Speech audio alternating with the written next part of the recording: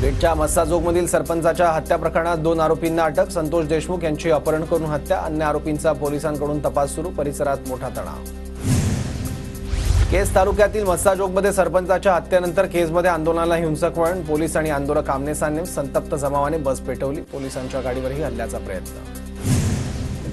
केजच्या मस्साजोगचे सरपंच संतोष देशमुख हत्येप्रकरणी मोठी कारवाई। पोलीस निरीक्षकांना निलंबित करण्यात आलं। घटनेची सीआयडी चौकशी होणार। पोलीस अधीक्षक अविनाश बारगळ यांची माहिती। बीडमधील मस्साजोग गावातील आंदोलकांची जरांगे पाटलांनी भेट घेतली। प्रकरणाची सीआयडी मार्फत चौकशी करण्याची मागणी।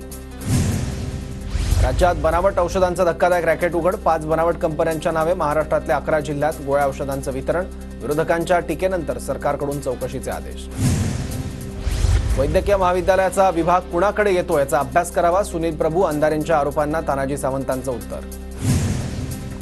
18 नोव्हेंबरला वंचित उमेदवार दिलीप मस्के यांनी स्वतःच गाडीवर हल्ला घडवून आणण्याचं पोलीस तपासात उघड। कळमनुरी पोलिसात तिघांवर गुन्हा दाखल।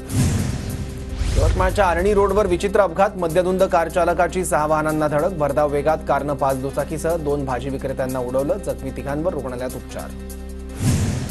इंदापूर तालुक्यातील डाळजमध्ये 10 ते 12 वाहनांचा अपघात। भरधाव ट्रकची वाहनांना जोरदार धडक। जीवितहानी नाही, वाहनांचं मोठं नुकसान। पुणे सोलापूर महामार्गावर वाहतूक कोंडीचं चित्र।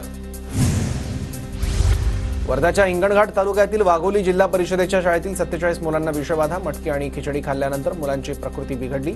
हिंगणघाट उपजिल्हा रुग्णालयात मुलांवर उपचार सुरू।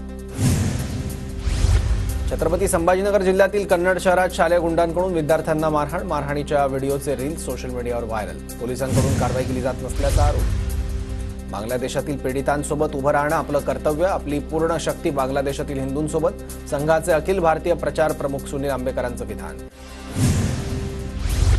बांगलादेशात हिंदूंवर होणाऱ्या अन्यायामुळे राज्यभर निदर्शनं। नवनीत राणा, नितेश राणे, सुजय विखेंच्या उपस्थितीत राज्यात वेगवेगळ्या ठिकाणी निदर्शनं करण्यात आली।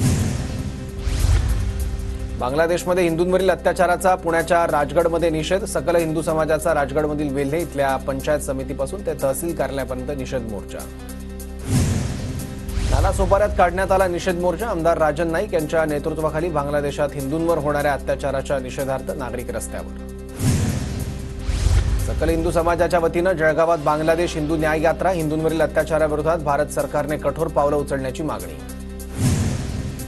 बांगलादेशातील हिंदूंवरील अत्याचाराविरोधात नागपूरमध्ये आंदोलन। राष्ट्रीय स्वयंसेवक संघाचं नागपुरात धरणे आंदोलन। हिंदूंवरील अत्याचाराविरोधात विदर्भातील सर्व जिल्ह्यात आंदोलन।